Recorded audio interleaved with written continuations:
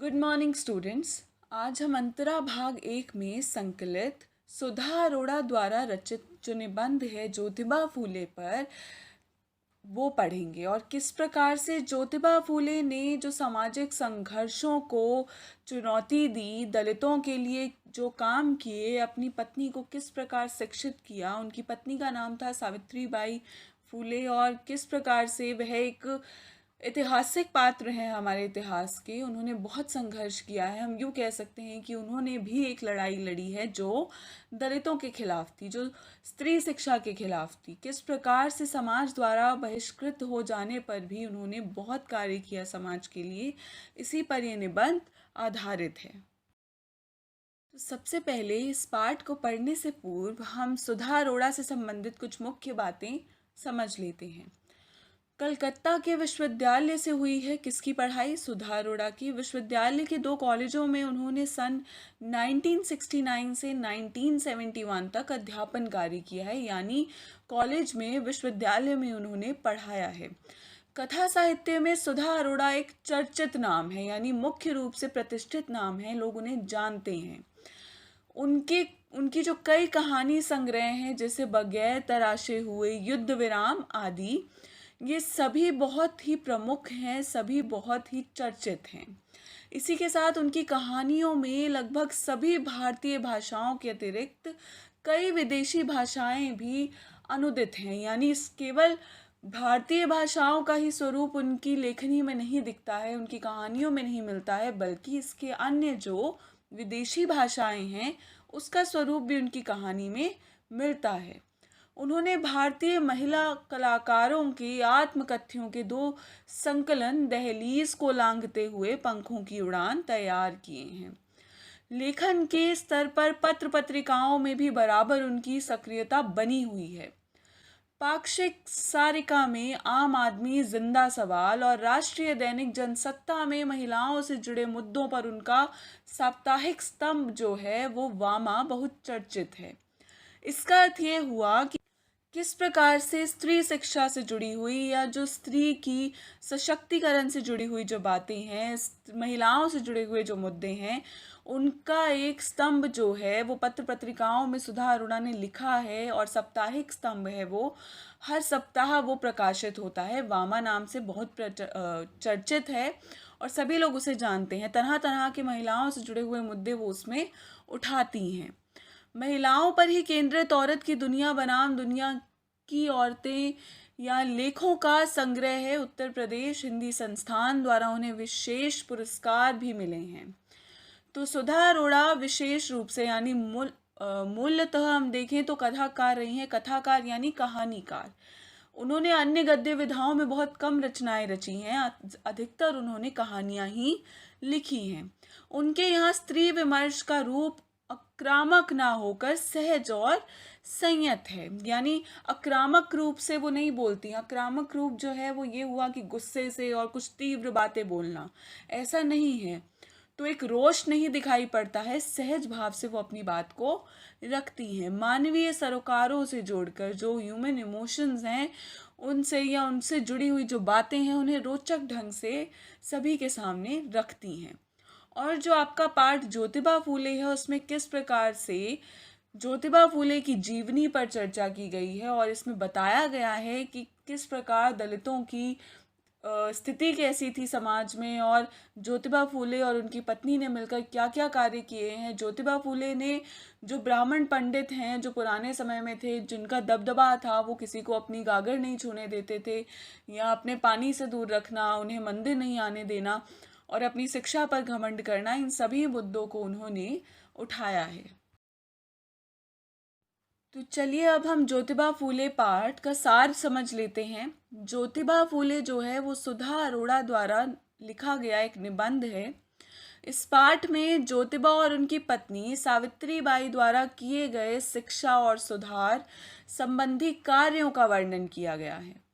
उन्होंने समाज और धर्म में व्याप्त पारंपरिक और अनीतिपूर्ण जो रूढ़ियां हैं उनका विरोध किया है। महिलाओं के शिक्षा अधिकारों की लड़ाई, जिसके कारण उन्हें परिवार और समाज के विरोध का सामना करना पड़ा, उसका वर्णन हुआ है। तो सुधा अरोड़ा ने किस प्रकार से ज्योतिबा फूले का वर्णन किया और उनकी पत्नी द्वारा और उनके द्वारा किए गए संघर्षों या समाज सुधार संबंधी या शिक्षा सुधार संबंधी जो कार्य हैं उनका वर्णन इस निबंध में किया है।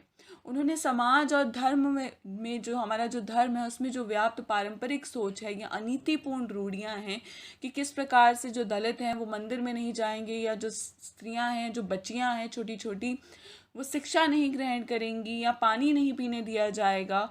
इस सभी मुद्दों को किस प्रकार से ज्योतिबा फूले ने अपने जीवन में इनकी लड़ाई लड़ी है, महिलाओं की शिक्षा के लिए जो लड़ाई लड़ी है और समाज का विद्रोह उन्होंने सहा है कि उन्होंने अपनी पत्नी को सबसे पहले शिक्षित किया और उसके बाद उनकी पत्नी ने ही अध्यापिका का किरदार निभा बाकी लड़कियों को शिक्षित किया और युवतियों को शिक्षित किया। भारत के सामाजिक विकास और व्यवस्था में बदलाव लाने वाले 5 सुधारकों की सूची में ज्योतिबा फूले का नाम ही नहीं।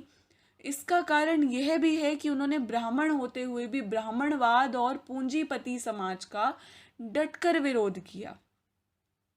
इसका अर्थ यह हुआ कि वो ब्राह्मण थे जाति से और ब्राह्मणों के विरोध में ही, और जो पूंजीपति समाज था जो सबको अपने से नीचे रखता था, उनका शोषण करता था या निचली जातियों का शोषण करता था, भेदभाव करता था, उन्होंने उसका डटकर विरोध किया। तो जो ब्राह्मणवाद थे उन्होंने अपने साहित्य में अपने इतिहास में उनका नाम, उन समाज सुधारकों का नाम जो प्रचलित है उनमें ज्योतिबा फूले का नाम प्रचलित नहीं है, क्योंकि जो उनका विरोध कर रहा है उसी का नाम वह कैसे शामिल करेंगे उसमें। वर्ण, जाति और वर्ग व्यवस्था में निहित शोषण प्रक्रिया को एक दूसरे का पूरक बताया। महात्मा ज्योतिबा फूले के विचार गुलामगिरी और जो श्वेतकर याचना है और सार्वजनिक धर्म है या सत्य धर्म पुस्तकों में मिलता है। उनकी सोच समय से आगे की थी, वे अपने समय से आगे की सोच रखते थे। आधुनिक शिक्षा के लिए वह कहते थे कि यदि विशेष वर्गों को शिक्षा अधिकार नहीं है तो ऐसी शिक्षा का क्या लाभ। उन्होंने कहा कि किस प्रकार से उनसे ही कर के रूप में पैसा इकट्ठा करके जो ऊंची जाति के बच्चों को शिक्षा पर खर्च करना कहाँ तक उचित है। तो वो कहते हैं कि किस प्रकार से उन्होंने गुलामगिरी, यानी खुद ब्राह्मण होते हुए भी सभी पर दलितों का या जो निचली जाति के लोग हैं और ऊंची जाति होते हुए भी वो लोगों से पैसा इकट्ठा करते हैं और शिक्षा पर खर्च करते हैं। तो ये उन्होंने कार्य किए और इकट्ठा कर पैसा उन्होंने शिक्षा पर, बच्चों की शिक्षा पर खर्च किया। इसके साथ ही उनकी जो मानसिकता रही है, उन्होंने कहा कि किस प्रकार से जो ब्राह्मणवाद है वो कैसे भ्रमित कर रहा है, लोगों को भटका रहा है। तो लोग जो हैं, यानी उन्हें कभी भी पुरस्कार नहीं मिला। उन्होंने कहा कि मुझे पुरस्कार मत दो। क्यों नहीं दो कि अगर मुझे पुरस्कार दे दिया जाएगा या मुझे कोई उपाधि दे दी जाएगी तो उसका परिणाम ये होगा आगे चलकर कि मैं अपने आप को ऊंचा समझने लगूंगा, और जब मैं अपने आप को ऊंचा समझने लगूंगा तो मैं अपने से निचले स्तर में लोग क्या महसूस कर रहे हैं या किन बाधाओं का सामना कर रहे हैं, मैं उसे कभी भी समझने का प्रयास नहीं कर पाऊंगा। तो वो कहते हैं कि जब व्यक्ति ऊंचे पद पर पहुंच जाता है तो वो नीचे खुद उन समस्याओं से जूझने का प्रयास या साहस नहीं जुटा पाता। तो वो कहते हैं कि मुझे इस तरह की उपाधि भी नहीं चाहिए। ये सब ज्योतिबा फूले का कहा हुआ है। उन्होंने ब्राह्मणवादी जो मानसिकता है कि केवल ब्राह्मण ही को शिक्षा का अधिकार है, बाकी वर्ण, जाति व्यवस्था, शोषण प्रक्रिया, ये जो तरह तरह की जातियां बना दी गई और लोगों को एक दूसरे से अलग कर दिया गया, उस पर उन्होंने करारा प्रहार किया है और इन बातों को, इन मुद्दों को उन्होंने उठाया और इनके प्रति सुधार का कार्य उन्होंने अपने जीवन भर किया। ज्योतिबा फूले के अनुसार जिस परिवार में पिता बुद्ध, माता ईसाई, बेटी मुसलमान, बेटा सत्य धर्मी और वह परिवार आदर्श परिवार है, महात्मा ज्योतिबा फूले ने स्त्री शिक्षा पर बल देते हुए लिखा कि स्त्री शिक्षा के दरवाजे पुरुषों ने इसलिए बंद कर रखे हैं ताकि वे पुरुषों के समान स्वतंत्रता न ले सकें। ज्योतिबा फूले ने स्त्री समानता को प्रतिष्ठित करने वाली नई विवाह विधि रचना की। उन्होंने अपनी इस नई विधि से ब्राह्मण का स्थान ही हटा दिया। उन्होंने पुरुष प्रधान संस्कृति समर्थक और स्त्री की गुलामगिरी सिद्ध करने वाले सारे मंत्र हटा दिए। तो किस प्रकार से बताया गया कि जो ज्योतिबा फूले हैं, उन्होंने कहा, उनके अनुसार वे ये मानते थे कि हर परिवार में एक बुद्ध, एक ईसाई, एक मुसलमान, एक हिंदू, इस तरह के हर धर्म के व्यक्ति को होना चाहिए। वही परिवार आदर्श परिवार कहलाएगा। ऐसा क्यों? क्योंकि अगर हर परिवार या हर वर्ग का, हर जाति का व्यक्ति एक परिवार में होगा तो उसमें भेदभाव नहीं होगा। हर व्यक्ति अपने से निचली और ऊंची जाति को सम्मान भाव से देखेगा। तो वो कहते हैं कि मैं, पिता बौद्ध हो, माता ईसाई हो, बेटा मुसलमान हो या बेटी सत्य धर्मी हो, तो इस तरह से होगा अगर परिवार, तो कितना सही होगा। क्योंकि हम क्या करते हैं कि ब्राह्मण है तो ब्राह्मण के घर में ही ब्याएंगे, दलित है तो वो दलितों के घर में ही ब्याएगा। तो इसलिए हमारे समाज में एक भेदभाव की प्रक्रिया बनती चली जा रही है। ज्योतिबा फूले ये भी मानते हैं कि स्त्री शिक्षा पर बल इसलिए नहीं दिया जाता है क्योंकि उन्हें गुलाम बनकर रखना और उनकी स्वतंत्रता है जो वो पुरुष स्वीकार नहीं कर पाता। इसीलिए इन्हें जब जब उन्होंने विवाह किया तो उन्होंने विवाह की मंत्र विधि जो है वो बदल दी। उन्होंने किस प्रकार से कहा कि मैं ब्राह्मण को अपने विवाह में नहीं बुलाऊंगा। जो वचन होते हैं, जो 7 वचन लिए जाते हैं आपस में, वो पति पत्नी समान रूप से एक दूसरे के साथ लेंगे और उसमें कोई भी पुरुष प्रधान संस्कृति का जो वचन है वो नहीं होगा। वो मंत्र जो है वो हटा दिए जाएंगे। तो वो कहते हैं कि उसमें स्त्री को यानी उन्होंने जो वचनों को समझा और बनाया, उसमें उन्होंने कहा कि स्त्री को शिक्षित होना चाहिए। यानी मैं अपनी पत्नी का हर समय साथ दूंगा, मैं उसे शिक्षित करूंगा, मैं उसे भी किसी भी प्रकार का निर्णय लेने की शक्ति प्रदान करूंगा। इस तरह के जो मंत्र हैं उन्होंने खुद बनाए। 1888 में ज्योतिबा फूले ने महात्मा की उपाधि को लेने से यह कहकर इनकार कर दिया कि इससे मेरे संघर्ष का कार्य बाधित होगा। वह एक साधारण व्यक्ति के समान ही कार्य करना चाहते हैं। वे कथनी और करनी में विश्वास जो अंतर है नहीं रखना चाहते, वो सेम रखना चाहते हैं, यानी उसे समान रखना चाहते हैं। स्त्रियों को शिक्षा का अधिकार मिलना चाहिए। इसके लिए सबसे पहले अपनी पत्नी सावित्री बाई को शिक्षित किया। सावित्री बाई को भी बचपन से शिक्षा में रुचि थी, लेकिन उनके पिता ने उन्हें नहीं पढ़ाया। उनके अनुसार स्त्रियां पढ़ने से बिगड़ जाती हैं। 14 जनवरी 1848 को पुणे में भारत की सबसे पहली कन्या पाठशाला खुली। इसके बाद उन्होंने पिछड़े वर्गों और लड़कियों के लिए पाठशाला खोलनी आरंभ कर दी। इस कारण इस काम में प्रतिष्ठित समाज ने जो दोनों हैं वो सभी ने उनका कड़ा विरोध किया। उन्हें ब्राह्मण समाज से बाहर निकाल दिया गया। ज्योतिबा के जो पिता हैं उसे पुरोहितों और रिश्तेदारों से डरकर अपने घर से निकाल दिया गया और सावित्री को तरह तरह से अपमानित किया जाने लगा। पर उन्होंने 1848 से 1890 तक 50 वर्षों तक एक प्रण होकर अपना मिशन पूरा किया। उन्होंने मिशनरी महिलाओं की तरह किसानों और अछूतों की झुग्गी झोपड़ियों में जाकर काम किया। ज्योतिबा फूले ने अपने घर की पानी की टंकी सभी जातियों के लिए खोल दी। ज्योतिबा फूले और सावित्री देवी ने सभी काम डंके की चोट पर किए।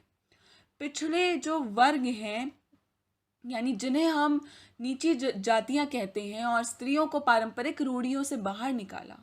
आज के आधुनिक समाज में पढ़े लिखे प्रतिष्ठित लोग जो हैं वो कई साल तक साथ रहकर अलग हो जाते हैं। ज्योतिबा और जो सावित्री देवी हैं का एक दूसरे के प्रति समर्पण, जीवन भाव की भावना जो है, ये अन्य दाम्पत्यों के लिए एक आदर्श है। तो किस प्रकार से आपने देखा कि ज्योतिबा फूले ने सबसे पहले अपनी ही पत्नी सावित्री बाई को शिक्षित किया और उसके बाद उन्होंने सबसे पहली जो कन्या पाठशाला खोली वो 1848 में खोली। उसके बाद उन्होंने अन्य कई पाठशालाएं खोली, जैसे कि वो पिछड़े वर्ग के लोगों के लिए, लड़कियों के लिए, और उन्होंने अपने घर के जो कुएं हैं या जो टंकियां हैं उनके द्वार सभी के लिए खोल दिए कि कोई भी आकर वहां से पानी पी सकता है, पानी ले सकता है, खाना खा सकता है। ऐसा करने पर बहुत से लोगों ने उनका बहिष्कार किया, बहुत से ताने मारे, उन्हें अपने समाज से अलग कर दिया कि ब्राह्मण होते हुए भी इस तरह के कार्य करते हो। और किस प्रकार उनकी पत्नी ने भी उनका साथ दिया, निरंतर वो उनके साथ रहती थी ज्योतिबा फूले की, उन्होंने भी शिक्षा दी और एक बड़ा दाम्पत्य, एक जो सच्चे दाम्पत्य जीवन यानी पति पत्नी का एक आदर्श जो स्वरूप है वो सावित्री बाई और ज्योतिबा फूले के रिश्ते में दिखाई पड़ता है। और उन्होंने सारी पारंपरिक रूढ़ियों को बिना किसी के डर के, चाहे उन्हें समाज से निकाल दिया गया हो, चाहे कुछ भी हुआ हो, उन्होंने फिर भी वो आधुनिक समाज में पढ़े लिखे जो लोग हैं, जो उनकी सोच को या जिस प्रकार की छोटी मानसिकता को रखते हैं, तुच्छ मानसिकता रखते हैं, यानी कि इसे पढ़ने नहीं देंगे, उसे पढ़ाना मुश्किल है, जो कि खुद शिक्षित हैं, उनके लिए बहुत बड़ा काम है। यानी ज्योतिबा फूले जैसे व्यक्ति जिसने अपनी स्त्री को शिक्षित किया, फिर अन्य लड़कियों को, पिछड़ी जाति के वर्गों को, कितना कठोर संघर्ष उन्हें करना पड़ा। उन्हें कोई पैसे नहीं देता था, कोई उनके करीब नहीं आता था, सब उनसे दूर रहते थे, कई लोग उनका विरोध करते थे, उन पर आक्रमण करते थे। तो तरह तरह की बाधाओं का सामना करते हुए भी निरंतर वह अपने मिशन को जारी रखते थे। तो किस प्रकार से ज्योतिबा फूले का जो जीवन है वो एक आदर्श जीवन रहा है, और ब्राह्मण होते हुए भी उन्होंने कितने महत्वपूर्ण कार्य समाज के लिए, समाज सुधारक होते हुए किए। तो आज हमने सुधा अरोड़ा द्वारा रचित जो निबंध है यानी ज्योतिबा फूले पर, और उन्होंने क्या क्या कार्य किए और किस प्रकार समाज सुधारकों में उनकी गिनती क्यों नहीं की जाती, इसका कारण क्या है, और ज्योतिबा फूले की मानसिकता क्या थी विवाह को लेकर, आदर्श परिवार को लेकर, या स्त्री की जो शिक्षा है उसे लेकर, इन सभी का वर्णन आज की कक्षा में हमने किया, उसे समझने का प्रयास किया। इस पाठ को आप अपनी पाठ्य पुस्तक से पढ़ेंगे और समझने का प्रयास करेंगे। और इसी के साथ आज का जो दिया हुआ असाइनमेंट है वो आपको कंप्लीट करना है और समय पे उसे सबमिट करना है। धन्यवाद।